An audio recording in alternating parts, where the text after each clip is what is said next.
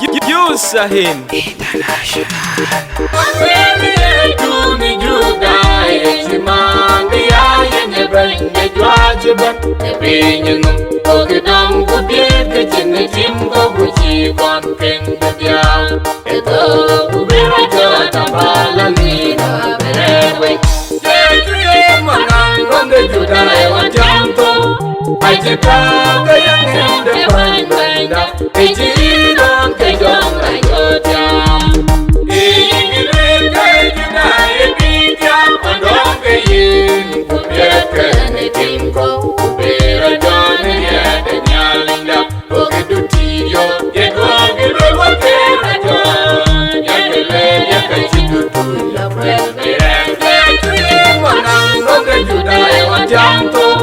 Ajitaka yang depan banda, ejidon kejong rakyatnya.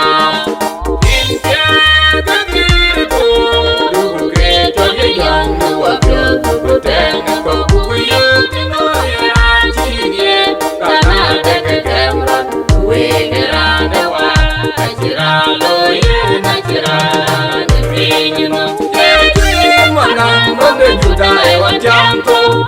Ajitaka yang depan banda, ejidon kejong rakyatnya. Ajika jiduwe kekimun, malere nyal yang kere sorulang dewepo. Ejikiriya jibantul kolang nyal, kutuwa jombi lagi panyal. Wabegel jatuhi manang nonde Judaai wajanto. Ajitaka yang depan banda, ejidon kejong rakyatnya.